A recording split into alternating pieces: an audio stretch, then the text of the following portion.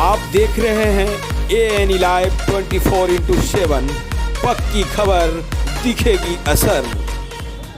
नमस्कार, आप देख रहे हैं ANE लाइव। मैं हूं प्रशांत किशोर। केंद्र सरकार द्वारा जारी पेश जो वित्तीय बजट पेश किया गया है वो वित्त मंत्री निर्मला सीतारमण के द्वारा, उस पर लोगों की मिलीजुली क्या प्रतिक्रिया रही, इस बिंदु पर आइए हम बात करते हैं और जानने का प्रयास करते हैं कि आपके द्वारा जो पेश वित्तीय बजट है उसको क्या कहना चाहते हैं। बहुत अच्छा बजट है, संतुलित बजट है, देश के हित के लिए है, गरीब गुरिया के लिए अच्छा है। इसमें क्या मुख्य रूप से आपको लगा कि नहीं इस बार कुछ हट के है बजट में?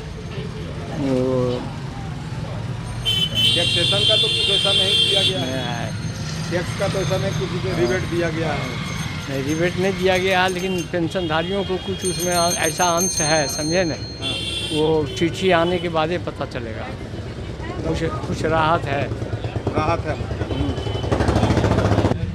केंद्रीय बजट पर जो पारित हुआ क्या कहना चाहते हैं? बजट तो अच्छा है, लेकिन उम्मीद थी कि मिडिल क्लास को इसमें कुछ राहत मिलेगी। वैसी कोई बात नहीं हुई।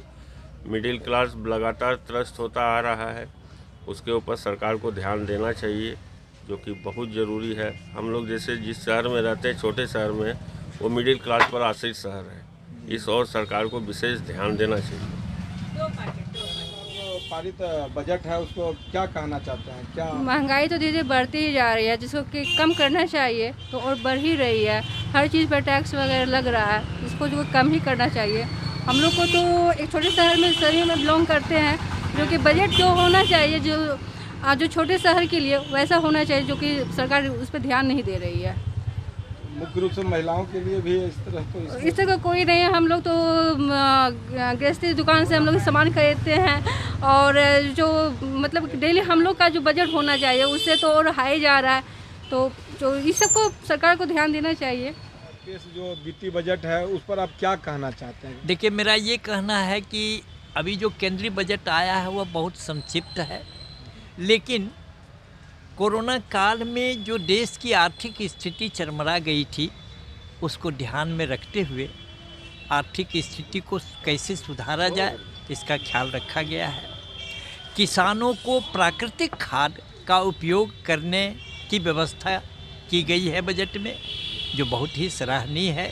इससे उनका उत्पादन भी बढ़ेगा और उनकी आर्थिक स्थिति भी सुधरेगी।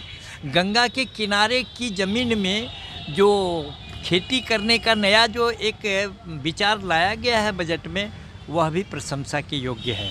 शिक्षा के क्षेत्र में भी जो बजट में प्रावधान किया गया है एजुकेशन का, उससे भी हमें काफ़ी उम्मीद है और देश को